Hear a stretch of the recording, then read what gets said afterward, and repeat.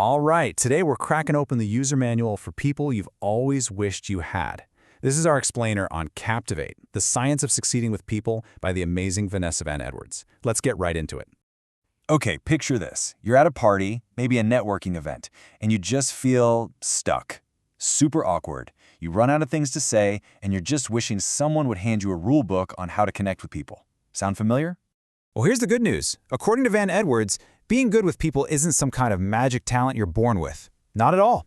It's a science. And just like any other science, it's something you can learn, practice, and totally master. And who better to learn from than a self-proclaimed recovering awkward person?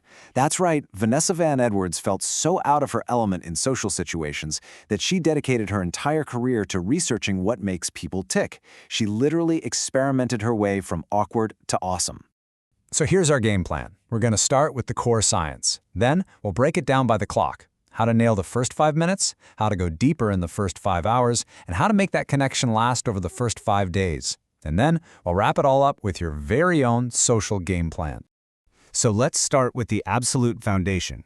Before you learn a single trick, you have to adopt this one core belief. Connecting with people is a skill you can build, not some talent you either have or you don't. As Vanessa puts it, people skills can be learned just like math or science. And that should feel so liberating, right? It means anyone, and I really do mean anyone, can get better at this stuff. You just need the right formulas. So, what's one of the first rules of this science? Ditch the fakeness. Just drop it. Get this. In a study at her lab, a whopping 86.9% of people could correctly spot a fake smile. That tells you everything. We can all sniff out a fake from a mile away. So your greatest asset isn't charm. It's just being real. It's authenticity. Now, let's move to the most critical window of any new interaction, the first 5 minutes. This is where those snap judgments are made, and it's your chance to set the tone for everything that comes after. Van Edwards says that before you even say one word, you can make a huge impression using what she calls the triple threat. I mean, just think about a job interview or a sales pitch. If you master these nonverbal cues, you've got an edge before the conversation even starts. Let's break it down. First up, show your hands. This is a deep, primal cue. Our brains are hardwired to see hands as a sign of trust and safety. Hidden hands feel like a threat. Second, perfect your posture with the launch stance. Shoulders back, head held high, feet aimed at the person you're talking to. It just screams confidence. And third, make eye contact. Aim for about 60 to 70% of the time. This isn't just about showing you're listening, it actually releases oxytocin, the bonding hormone. How cool is that? Okay, your body language is on point. Now it's time to open your mouth. But please, whatever you do, don't ask about their job or talk about the weather. It's so forgettable. The whole point is to break out of that boring old social script. Instead, use what she calls conversation sparkers. Instead of what do you do, try asking, working on any exciting personal projects lately? Or maybe, had any cool adventures recently?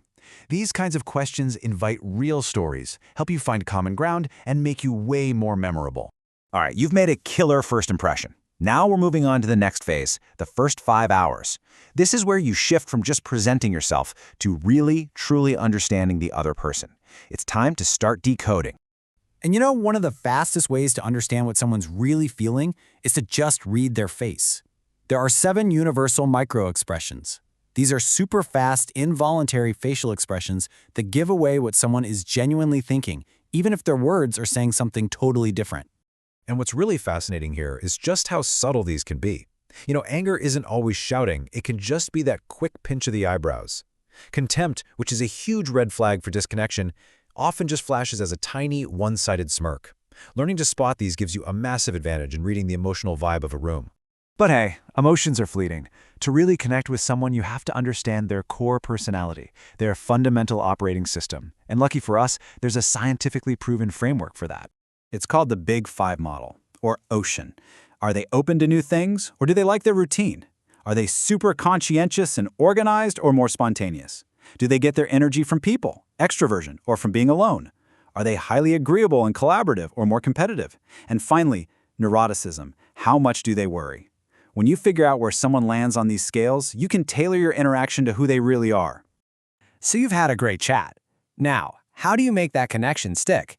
Let's look at how you can turn that one-time interaction into a real connection over the first 5 days. This is a fantastic story. So Benjamin Franklin had this political rival who just did not like him. So what did he do? He asked to borrow a rare book from the rival's library. The guy was surprised, but said yes.